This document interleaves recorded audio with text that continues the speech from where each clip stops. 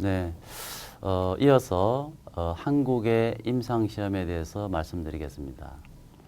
그 임상시험에 대한 일반론은 어느 정도 알고 계실 것이고, 또한 그 바이오 의약품과 합성 의약품 임상시험 또한 유사하기 때문에 한국 임상시험 환경과 현황에 대해 말씀드리는 것이 여러분에게 도움이 되실 것이라 생각하여 이 토픽을 선정하였습니다. 임상시험은 신약 개발 과정의 한 부분이기 때문에 먼저 신약 개발 과정을 간단하게 알아보고 이후 임상시험의 종류 등에 대해 알아보도록 하겠습니다. 이 모델은 신약 개발 과정을 쉽게 이해하는 데 많이 사용되고 있습니다. 먼저 신약은 Target to Hit, Hit to Lead, Lead Optimization, Preclinical, Clinical Trial 과정을 거치면서 비로소 시장에 론치가 됩니다.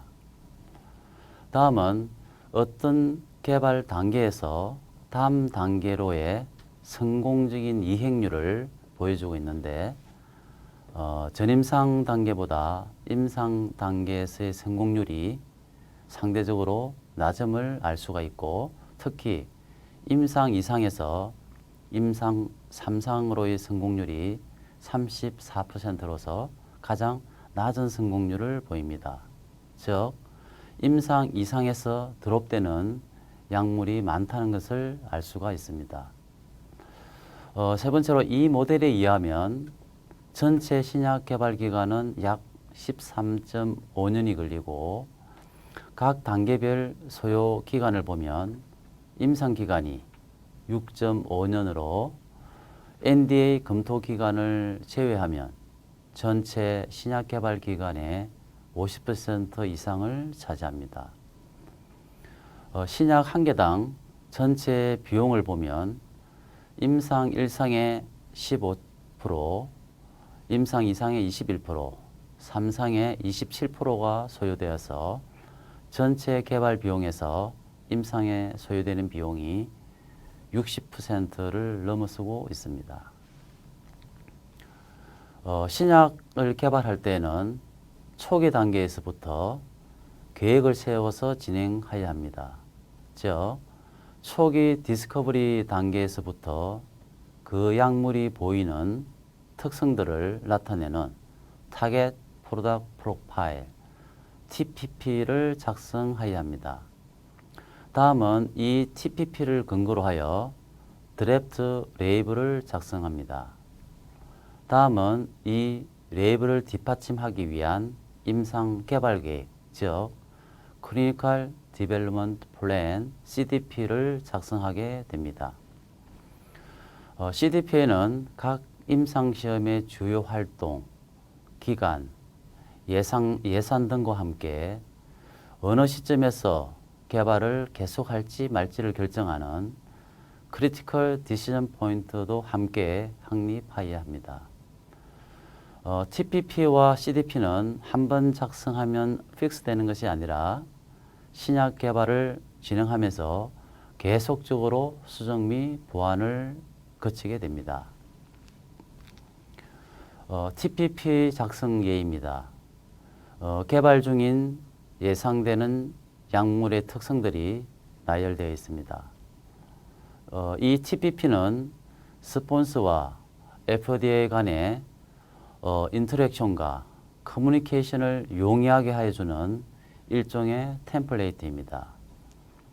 즉 스폰서는 이 TPP를 활용하여 FDA와 초기부터 논의하면서 개발이 많이 진척된 후기 단계에서 어떤 크리티컬한 문제점을 발견하는 실수를 줄일 수가 있습니다. 성공 가능성이 낮은 약물은 초기에 드롭하는 것이 비용과 시간을 절약하기 때문입니다.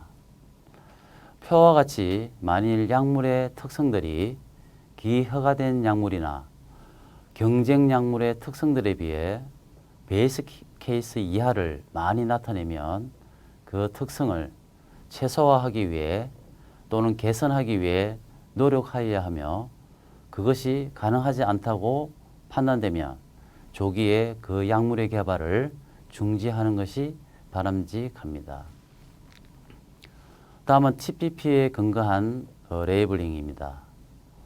이 내용들은 신약 개발 과정 중 데이터가 계속 쌓이게 되면 계속 변경을 하게 됩니다.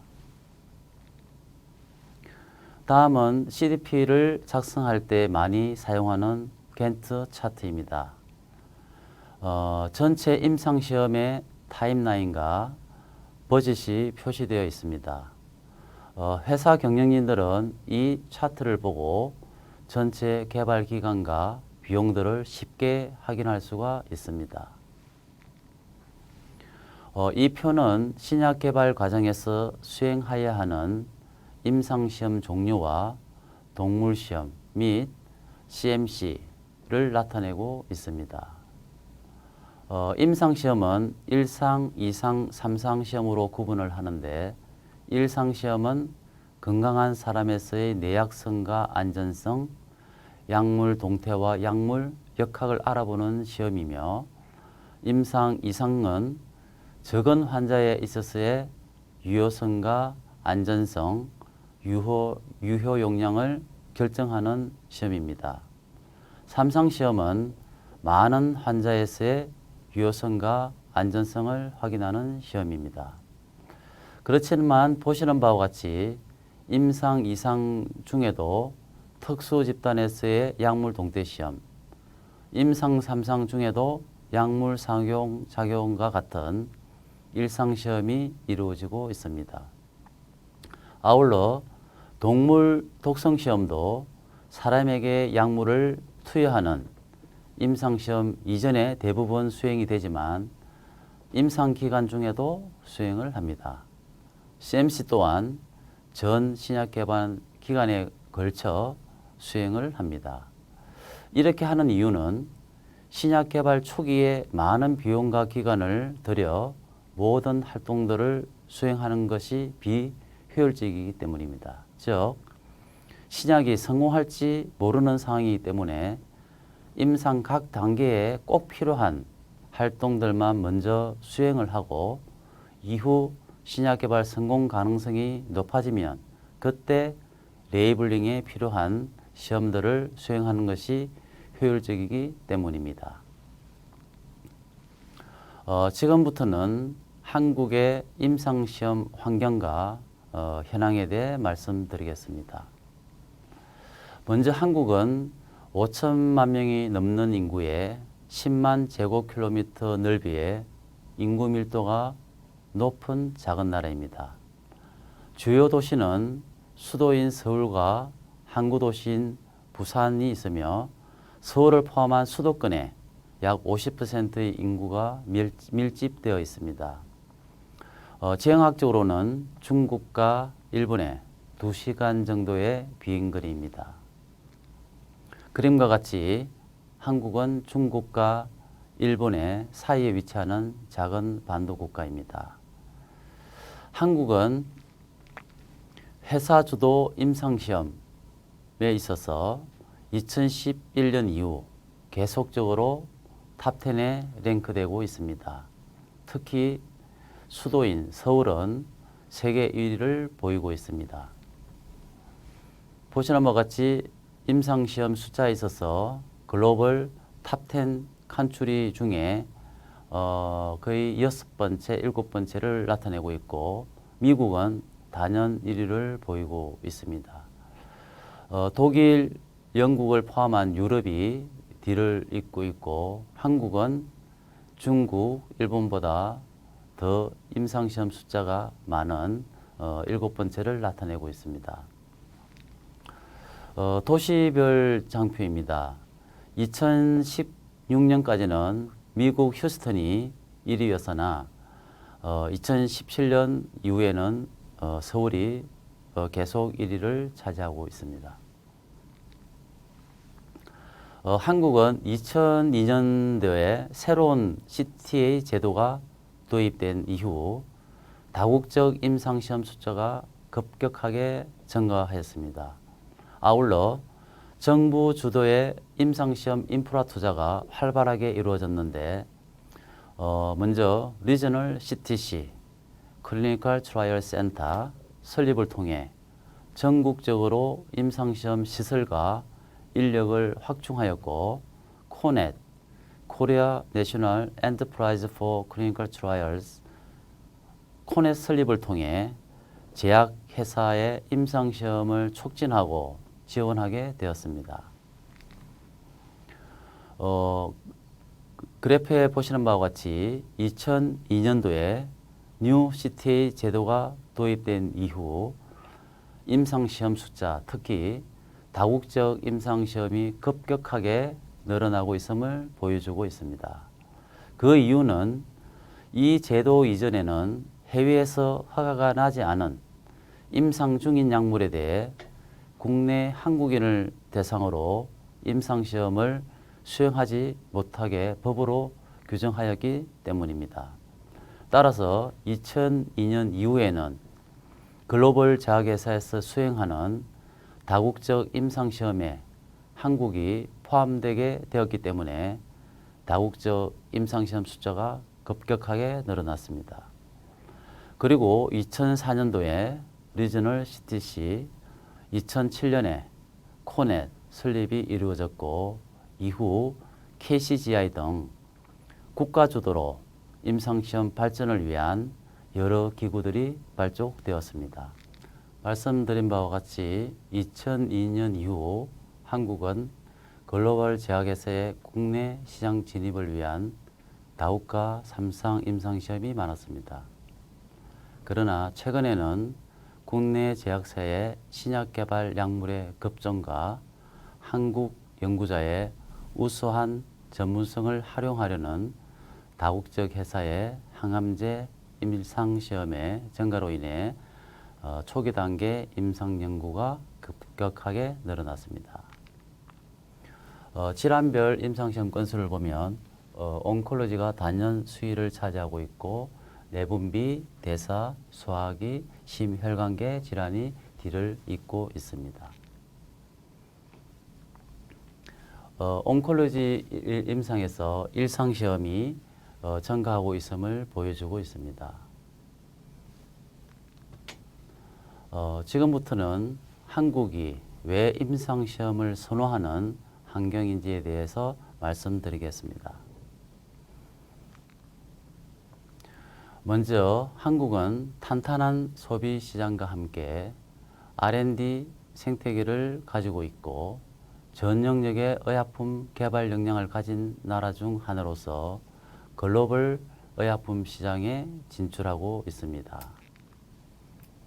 한국은 세계 13위의 의약품 시장이며 전 세계 의약품 시장의 1.3%를 차지합니다.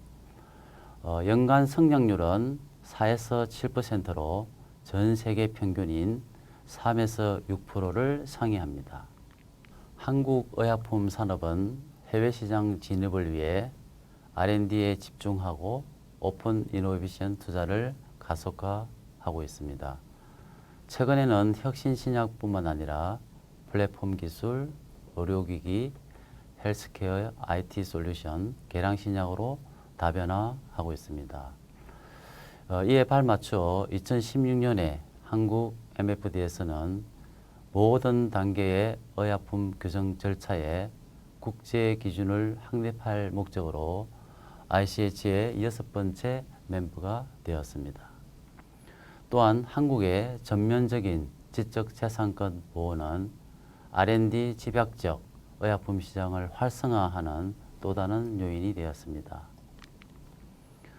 2017년 기준 한국에서 활발하게 개발 중인 R&D 파이프라인 숫자는 950개 이상이며 이는 독일과 프랑스를 포함하는 탑 랭크 국가와 견줄 만한 숫자입니다. 디스커버리와 프리클리니컬 단계의 파이프라인이 60% 이상인 점을 고려하면 향후 임상시험 숫자는 계속 증가할 것으로 예상되고 있습니다. 한국은 세계 최초의 단클론 항체 바이오시밀러와 29개의 국내 신약을 승인한 나라입니다. 이 자료는 탑 랭크 국가의 각 단계별 신약 파이프라인 숫자를 나타내고 있습니다. 미국이 전 영역에 걸쳐 압도적으로 보이고 있으며 중국의 경우 R&D 제출이 이루어진 품목이 많아 향후 임상에 진입하는 품목이 증가할 것으로 예상이 됩니다. 한국도 일본, 영국 등 여러 선진국과 어깨를 나란히 하고 있습니다. 한국은 미국의 평균 인구 밀도의 15배 이상이며 평균 기대 수명이 81살로서 가장 빠르게 고령화 사회로 가는 나라 중 하나입니다. 최근 자료에 의하면 한국인의 평균 기대 수명이 83.3세로 높아졌고 OECD 평균 81세보다 2년 이상 긴 것으로 나타났습니다. 높은 생활 수준과 임상 전문 지식 때문에 한국의 질병 패턴과 미충족 의료 요건은 서양과 비슷합니다. 암은 사망 원인의 26.5%로서 첫 번째이며 다음이 심혈관계 질환으로서 10.7%를 나타내고 있습니다. 고령화 인구의 증가와 용이한 의료 체계 접근과 함께 높은 빈도의 만성 질환은 크고 적절한 환자 집단을 확보할 수 있기 때문에 글로벌 제약회사에서는 한국에서 임상시험을 선호하고 있습니다. 사망의 주요 원인을 나타내고 있는데 암, 심장질환, 폐렴, 뇌혈관 순입니다. 한국은 99% 문명률을 보이고 있는데 높은 교육 수준과 임상시험 참여에 대해 정부에 입각한 결정을 하고 있습니다. 한국의 중등교육 체계는 OECD에서 가장 탄탄한 축에 속합니다. 다음은 임상시험 환경 개선을 위한 정부의 노력들입니다. 먼저 MFD에서는 임상시험 관련 규정 개선을 통하여 임상시험 활성화를 지원하고 있습니다. 먼저 CTA 과정은 MFDS와 임상병원의 IRB에서 동시에 진행할 수가 있습니다. 스폰서가 IND를 제출하면 MFD에서는 60일 내로 승인 또는 보완 서류를 요청합니다. IRB는 적어도 한 달에 한 번 열립니다. 최근에는 같은 연구에 속하는 임상병원들이 상호 인정 제도인 센트럴 IRB를 이용함으로써 IRB 검토 기간을 단축하고 있습니다. MFDS와 IRB 전체 검토 기간은 약 4에서 8주가 걸립니다. 그림과 같이 MFDS와 IRB 검토를 동시에 진행할 수가 있습니다. 그렇지만 스폰서는 일반적으로 MFDS 검토 이후에 IRB 검토를 진행하는 경우가 많습니다. 왜냐하면 MFDS로부터 보완이 나오는 경우가 많기 때문에 이를 반영한 후에 IRB에 제출을 원하기 때문입니다. 2019년 8월에 MFD에서는 임상시험 발전 5개년 종합계획을 발표하였습니다. 즉, 현 CTA 프로세스를 개선하여 각 품목의 개발 단계에 기반한 맞춤형 검토와 검토 기간을 단축시키는 것이 주 내용입니다. 한국 MFD에서는 ICH 멤버로서 다음과 같이 국제의약품 규정 개발에 활발하게 참여하고 있습니다. 2011년 전문가 미팅을 통한 ICH 가이드라인 개발 참여를 시작으로 2013년에는 IPRF, International Pharmaceutical Regulatory Forum 바이오시밀러 워킹그룹 의장으로 참여하였으며 2016년에는 ICH 공식 회원국으로 지명되었고 2018년에는 ICH 관리위원회 회원으로 선출되었습니다. 내셔널 R&D 프로젝트는 보건복지부 주관으로 한국에서 신약 개발의 성공률을 높이기 위해 정보와 소통 기술을 통한 임상시험 기술 향상을 위해 2019년도에 발족되었습니다. 이 프로젝트를 통해 보건복지부는 84밀리언 달러를 투자하였고 8개 연구병원 및 기관이 참여하고 있습니다. 이 표는 내셔널 R&D 프로젝트에 대한 설명 자료입니다.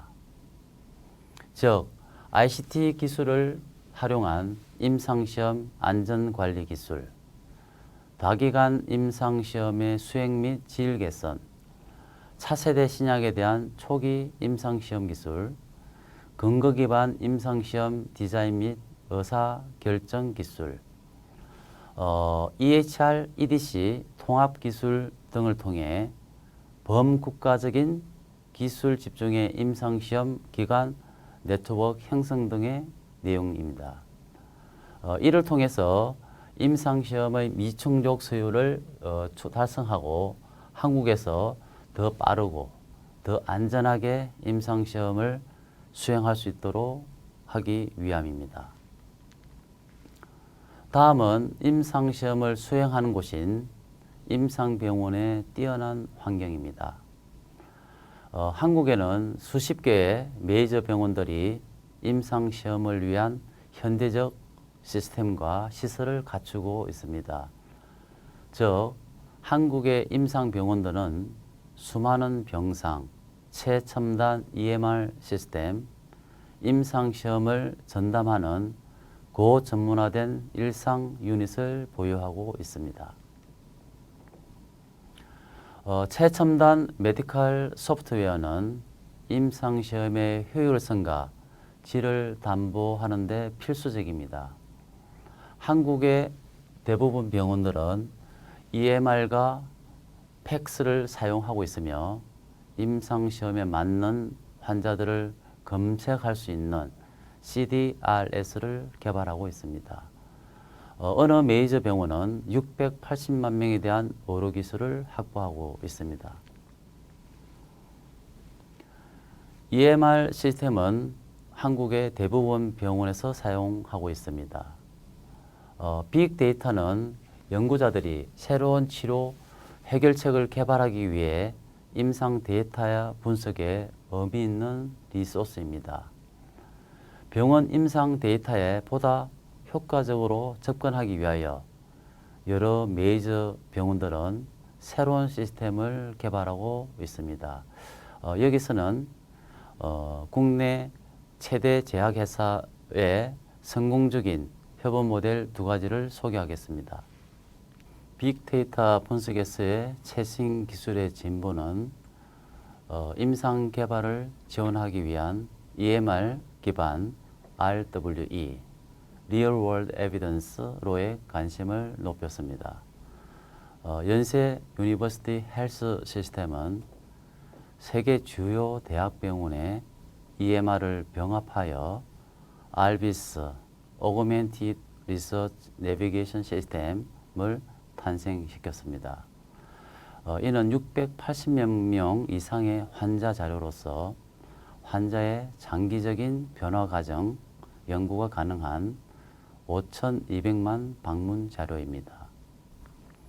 의료 데이터 분석 시스템인 알비스는 개별 환자 데이터의 정밀 추출부터 사용자 친화적 통계 분석 데이터셋 및 시각화된 분석 정보 제공까지 전 구간을 자동화한 최첨단 기술입니다. 이 시스템은 제약산업과 학계의 R&D 협력에 있어서 중요한 역할을 담당하고 있습니다. 이 그림은 알비스가 제공하는 정보를 나타내고 있습니다. 즉, 투여량 정보, 치료 반응, 환자 소집단 등 다양한 임상 정보를 제약회사에 제공합니다. 다음은 아산병원에서 개발한 에이블 시스템이라고 부르는 빅데이터 플랫폼입니다. 이 플랫폼은 임상시험 수행의 초기 단계인 피지빌리티와 프리스크리닝을 지원하기 위해 개발이 되었습니다. 에이블은 연구 가설 디자인, 임상 데이터 검토 등 연구 목적의 환자 정보 통합 데이터베이스로서 개인적인 정보 보호를 위해 모든 환자 정보는 익명화되어 있습니다. 이 그림은 에이블에 대한 간단한 설명 자료입니다. 다음의 사진들은 임상시험을 효율적으로 진행하기 위하여 국내 주요 병원들의 최첨단 기술시설을 보여주고 있습니다. 먼저 세브란스 병원의 NGS 기기와 파티클 세라피 시스템 사진입니다. 다음은 아산병원의 클리니컬 샘플 스토리지와 G 패스트랩 듀오 사진입니다. 삼성의료원의 바이오뱅크와 패션트 블러드 어널리시스 자료입니다. 한국은 중국과 같이 임상병원을 국가가 지정하고 있습니다. 임상병원을 지정받기 위해서는 MFDA에서로부터 요구하는 엄격한 요건을 충족시켜야 하기 때문에 한국 임상병원의 수준은 높을 수밖에 없습니다. 현재 전국적으로 194개의 임상병원이 있으며 대부분이 인구가 밀집되어 있는 서울을 포함한 수도권에 집중되어 있습니다. 임상 시간을 단축시키는 가장 큰 요소는 환자 등록 기간입니다. 한국의 임상병원들은 다른 나라에 비해 환자 모집이 뛰어난 뿐만 아니라 연구자들의 임상 수행 능력이 뛰어나 다국적 회사들로부터 큰 신뢰감을 주고 있습니다. 한국은 사이트당 환자 수, 전체 임상시험 수, SSU 기간 등 글로벌 임상시험 수행을 위한 경쟁력 있는 지역으로 평가를 받고 있습니다. 이 그래프는 국가별 임상시험 숫자 및 월간 사이트당 평균 환자 등록수를 보여주고 있습니다. 이 한국은 다른 나라에 비해 뛰어난 환자 등록수를 나타내고 있습니다. 한국의 임상병원들은 임상시험이 종료되면 MFDA에서로부터 실사를 받고 다국적 임상의 경우 FDA, EMA 등 선진국 규제기관으로부터 실사를 받습니다. 2008년부터 2019년까지 39차례 FDA 실사를 받았는데 OAI, Official Action Indicated는 한 건도 없었습니다. 즉, 임상병원 연구자들이 임상시험 수행에 있어서 GCP를 잘 준수하고 있다는 것을 뜻합니다. 또한 한국의 주요 병원 IRB들은 퍼캡 또는 아합 등 국제국위의 인정을 받았습니다. 이는 임상병원들이 환자의 권리와 윤리에 입각하여 임상시험을 수행하고 있는 시스템을 갖췄다는 뜻입니다. 본 장표는 여러 리딩 컨트리에 대한 FDA 실사 결과를 분류한 그래프입니다. OAI를 받은 나라들이 보이는데 한국은 OAI가 한 건도 없었습니다. 임상시험을 수행할 때 스타디 스타트업 SSU 과정은 성가시고 비용도 꽤 들어가는 활동 중에 하나입니다. 이 과정은 첫 환자 등록 이전에 진행되는 임상병원 선정, 임상시작 활동, 계약 및 비용 집행 등의 활동을 말합니다. 한국의 임상병원은 임상시험의 효율적 진행을 위해 다른 나라에 비해 이 기간을 단축하는 데 경쟁력을 가지고 있습니다. 글로벌 탑10 회사, 제약회사들의 자료에 의하면 한국은 다른 나라에 비해 상대적으로 빠른 SSU 기간을 나타내고 있습니다. 이상으로 한국의 임상시험 현황과 환경에 대해 알아보았습니다. 임상시험은 고용 인구 창출과 외화를 벌어들이는 하나의 산업입니다. 따라서 세계 각국은 자국의 임상시험 환경을 개선하기 위해 노력하고 있습니다. 최근 중국과 호주의 경우 R&D 기간을 획기적으로 단축시키기 위해 국가적인 지원을 하고 있습니다. 본 강의를 통해 한국의 임상시험 환경과 현황을 파악하는 데 도움이 되었으면 합니다. 아울러 임상시험이 하나의 산업이라는 인식을 가지는 계기가 되었으면 합니다. 감사합니다.